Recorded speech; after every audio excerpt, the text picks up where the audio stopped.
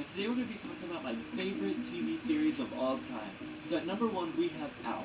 Now ALF is an American television sitcom that aired on NBC on September 22nd, 1986 to March 24th, 1990. The title character, called ALF, an acronym for Alien Life Form, whose real name I love ALF. crash lands in the garage of a suburban middle-class Tanner family. I wonder what the comments have to say. As father Willie Tanner, and Shadeen as mother Kate Tanner, and Andrea Elson as Benji Gregory, and the children Lynn and Brian Tanner. Why,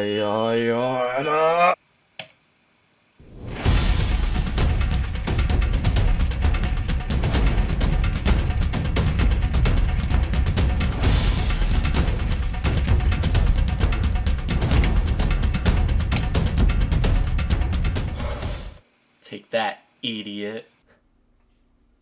Oh. Social media is the heroin of the internet, and it is tearing us all apart, and there's nothing we can do about it.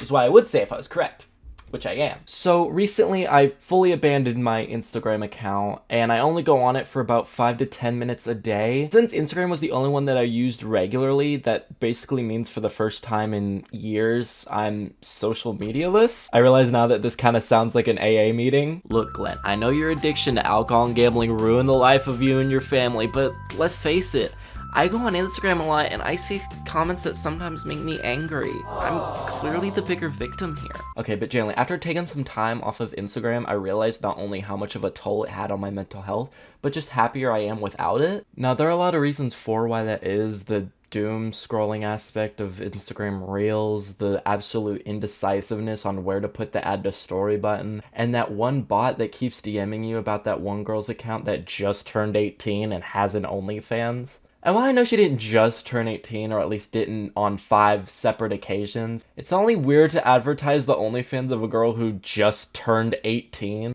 It's also weird that when I checked her Instagram, she was posting months before the Instagram bot said she turned 18, which if that was true, that means she was posting suggestive photos on the internet when she was 17?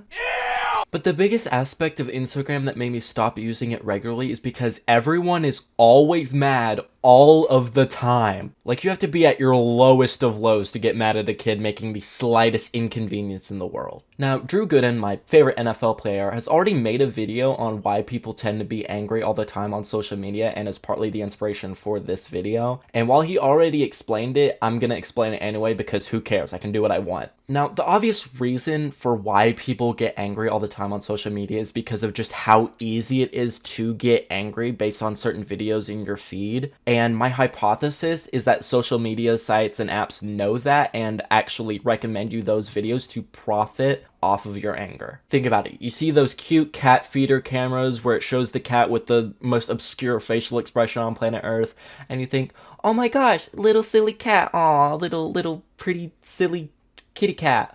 And what do? You like the post, you double tap, and then you scroll to the next video. But what if the next video had like an insanely horrible take? Like one that's obviously wrong, like perhaps about a show you like or really enjoy, and they say that it's actually garbage and that your favorite character is a stupid little creature, defaming your favorite goofy alien star that'll always be better than they will ever be. Sorry, I got carried away.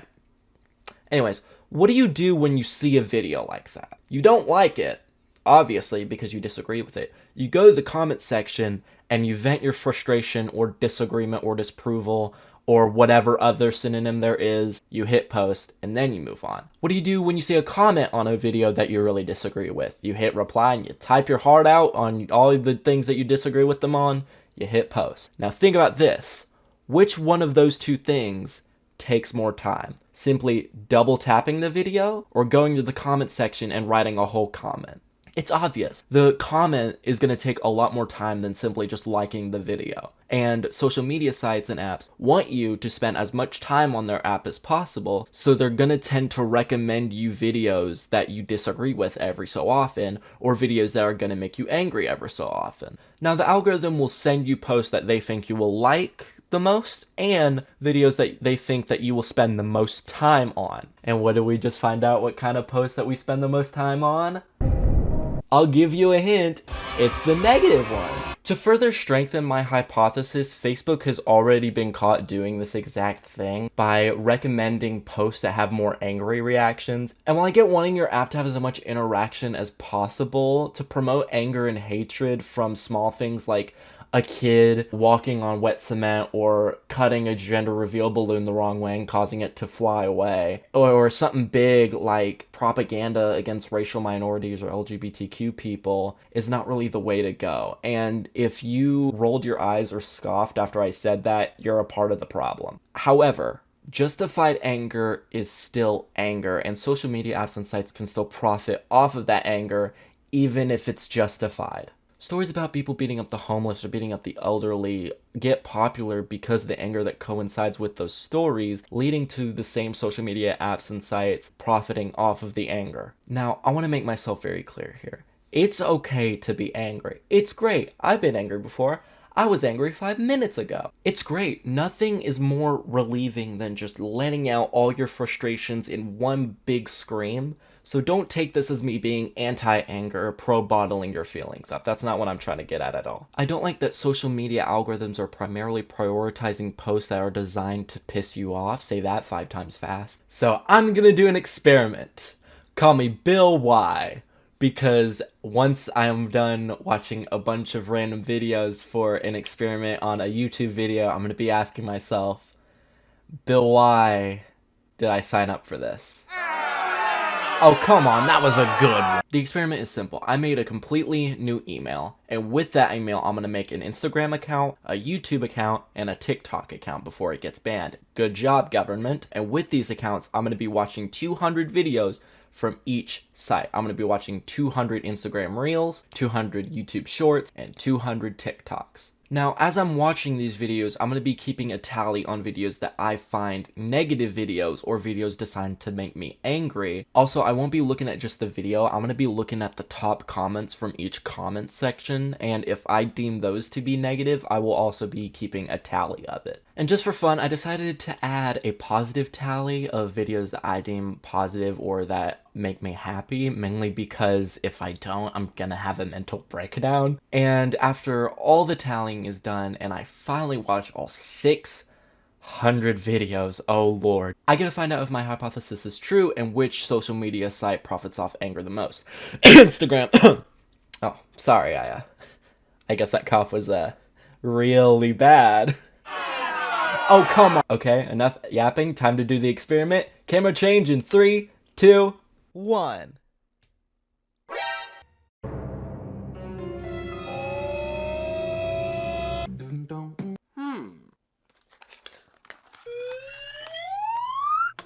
So one thing I learned from doing this experiment was that the 3 apps that I chose, they give you very different videos to show off to you right off the bat. YouTube definitely had the most random of the 3, with almost none of the videos really making any sense and being the most brain rotty of the 3. Don't believe me? This was my face for 15 whole minutes while watching. Now, YouTube Shorts is the one that's most directed to children, so it really makes sense that a lot of the content is like silent skits with TikTok audios and skibbity toilet. But what strikes me as odd is that a lot of the silent skits are weirdly sexual. Like this one of a guy pretending to be a bouncer and not letting these women through. So the women decide to show pictures of their boobs and private parts, and the guy's just like, huh, sounds good to me, come on in. I'm sorry, you can't go through, but I have boobies. Oh, I guess I'll send you through. Which, by the way, you suck at bouncing, dude. Because not only is a boob pic enough for you to let a woman through without, I don't know, checking her ID, but a boobie is worth risking your job over? My dude, there are millions of fun bags that you can look at on the internet for free, and you get to keep your job in the process. This is a weird hill to die on, I'm now just realizing. Anyway, some other examples include this one of a guy pretending to be a bouncer and letting women through that show their boobs and private parts. Oh, there's this video of a guy pretending to be a bouncer. Oh, come on, you couldn't think of anything else? The guys who make these videos are known as G Black Power, who I will probably make a video on in the future. But their skits were very odd, and they were probably shown to me the most out of any other YouTube Shorts channel. A lot of them very repetitive, and a lot of them having quite a few sexual undertones. Like this girl, who sits down on a massager and reacts like that. First off, a massager makes quite a bit of noise when it's on, so I don't know how she didn't like realize the noise behind her before sitting down. And second off, who reacts like that when sitting on a massager? I don't know a single person who would be this overwhelmingly aroused and literally fanning themselves from sitting down on a massager. Also, that's probably illegal. I'm almost certain putting a massager down like that, knowing she's gonna sit back down, is 100% gonna get you charged for sexual assault. I don't know, it's just weird that videos like this are getting shown like directly after Skibbity Toilet. TikTok, I thought, would be the most normal out of the three. And then I got this as my first video.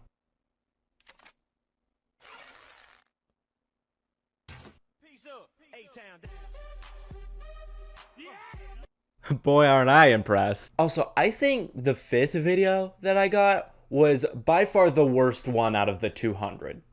I can actually use this to scroll down. Dude, I hate this stupid AI voice, dude. Like, genuinely, like, just something about it. Like, I don't know if it's, like, the gravel or something in his voice or just the bass in his voice, but just something about 10 things you didn't know about your parents. Number 1, they had sex. I hate that voice so much. I hear it in every single TikTok. Every conspiracy theory video, for some reason, uses that voice specifically. Never ask your parents what they were doing at your age. Random facts that will comment what type of phone you have and find your phone twin. We are 14 seconds into this video and he has not stated a single fact. TikTok might know who has a crush on you. It's the third person to appear when you click share and more. Bro, we are 20 seconds into this minute-long video, and he has not said a single fact so far. We are a third of the way through. It's impossible for a comment on this video to get 0 likes. Bro, we are 24 seconds in. Oh, wait, are these all just random facts? Are these the random facts? He's not even gonna say any, like, history stuff, being like, Margaret Thatcher did a backflip when she was 14 and landed right on her head and got a big old cartoon bump on her. No, it's gonna be nothing like that. It's gonna be like, the fifth person in your at wants to have a bath with you. Always looking at your nose, but your brain chooses to ignore it. Bro, finally, we actually have a fact that sounds untrue, but it is true. And how many seconds did it take? Let's see. The chosen one. It took a Vine Boom and 28 seconds of my time for him to say one fact. We're literally almost halfway through the video. What are you doing? How many numbers are in the alphabet? 0. What? What kind of riddle is that? I was gonna say who's actually falling for that, but it seems clear that no one cares about it because everyone's saying the kind of phone that they have. You know what? Let's watch this video again. With this hand, I'm gonna count the amount of facts that he actually said. And with this hand, I'm gonna use the amount of times that he self-promoted. Your phone is dirtier than a public bathroom toilet seat. Comment what type of phone you have and find your phone twin. TikTok might know who has a crush on you. It's the third person to appear when you click share and more. It's impossible for a comment on this video to get 0 likes. We're 1 to 3. We're really overpowered right now. The chosen one. You're always looking at your nose, but your brain chooses to ignore it. Okay, the facts are kind of catching up. Increases the chances of having a Oh, we got a tie game here. On your back might give you sleep. That's still the same one. If you follow me, my and the self-promo is taking the lead again. How many numbers and we're at halftime because of this dumb question. And we got a fact. We're tied game. We got a tiebreaker victory for the self-promotion. Let's go, baby. You got that right. On a 60-second TikTok video completely devoted to weird facts, they precisely shown 4 weird facts. Not just 4 weird facts, but 5 self-promos. Which means on a video completely devoted to weird facts that will shock you, there were less weird facts than self-promotions. Also, None of them shocked me. Nothing in this world shocks me anymore.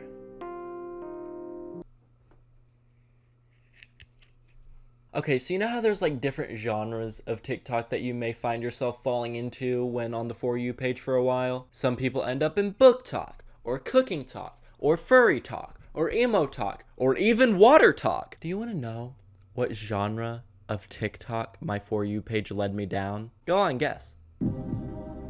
I'll just let you know, you're dead wrong. Whatever you guessed, you're dead wrong. I got incest talk. I got incest. My son nut all over my face. My son's biggest. I devoured my friend's magic wand while he was sick. My 14-year-old son keeps telling me I have a level 9 guard, and due to this, he only wants to take showers with me. I'm a Brother. My sister rode me like a horse and I just... Oh my god. I might actually just cut this early. I'm not even gonna lie to you. Mind you, these 4 examples were all in the span of 15 minutes. And this was a completely new account. I didn't like or comment on anything. I didn't do anything but scrolling, and you put me here? I will say, on a positive note, when it comes to videos that actually made me laugh, TikTok definitely won there. I got herpes on my dick, man. Put that shit on somewhere. Damn, I'm really finna get my shit rubbed. This is hilarious. I wish I got more videos like this and less Reddit stories about people wanting to shower with their moms. Overall, I got 8 negative videos, 11 negative comments, and 5 positive videos. I'm now just realizing I did not mention the amount of YouTube shorts that I got. Overall, on YouTube shorts, I got 1 negative video. Sounds pretty good, right? I got 17 videos with negative comments. But I also got 5 positive videos on there too. Now on to Instagram Reels. Now, one thing I forgot to account for when doing this experiment, and the one thing that made itself extremely visible when doing the Instagram Reels part of this experiment, was the amount of non-English videos. Now, I know a little bit of Spanish, but overall, I'm really only an English speaker, which made it really difficult to decipher whether a video was positive or negative, considering the fact that I wasn't able to understand what was being said. Now, let me be clear. I 100% support the idea of putting a bunch of different languages immediately when someone makes a new account, because obviously, you're never really gonna know outside of someone's location what language they speak, so it really makes a lot of sense to show a bunch of languages, figure out which ones they're actually interacting with, and then only showing those in the future. But again, it made it really hard to figure out whether those videos were positive or negative because I don't speak those languages. Now, of the English Reels, I got one video that completely personified everything I was talking about in the beginning of this video, especially about Instagram Reels. It was of this video of this woman dressed as a mermaid entertaining some kids, right? Perfectly fine, perfectly awesome, until her fin got stuck on a rock. Now, because her fin was stuck on this rock, she was basically stranded underwater without being able to breathe. Now, because she doesn't want to drown, because obviously, she immediately took the fin off and swam back up to get some air, effectively saving her life. And the comments were just bashing this lady for taking the fin off and ruining the kids' imaginations. She should not have ruined it for the kids. My brother, she was drowning. Hope she was fired. I'm sorry, but what do you think is more traumatizing to a little kid? A mermaid taking its fin off and showing human legs? Or a woman drowning to death? That's such a stupid and nonsensical argument. Oh, why didn't you just drown for their entertainment? Huh? This is exactly what I'm talking about. People are so desperate to be mad at something, to fill the void in their soul, that they choose the most trivial and idiotic things to be mad at, like someone saving themselves from death. So after calculating, I figured out that TikTok had 200 out of 200 English videos. Congratulations, perfect score. YouTube Shorts gave me 157. Instagram Reels had 82. Overall, technically, they gave me 2 negative videos, 14 videos with negative comments, and 5 positive videos. Instead of watching 200 more Instagram Reels because, oh lord, that sounds like torture, I decided to just go by percentages to show how common each of these 3 categories are per app. So in terms of positive videos, YouTube Shorts and TikToks are tied with 3%, while Instagram Reels has 6%, which surprised me at first until I realized how much of a mixed bag Instagram Reels is. Like, sometimes you'll get the absolute funniest video ever, and then you'll get like the cutest video of a little puppy dog just jumping around having a good time, and then you'll get a brutal car accident. In terms of negative videos, Shorts had a super low 1%, Instagram Reels had a surprisingly low 2%, and TikTok surprisingly took first place with 4%. And I was originally confused why Instagram Reels wasn't first when it came to percentage of negative videos until I looked at the negative comment stat. TikTok had 6%, Shorts had a pretty high 11%, and Instagram Reels had 17%. Greetings! Oh, I'm the guy from before. You know, the one from 3 seconds ago? That's me. So, fun fact about this camera.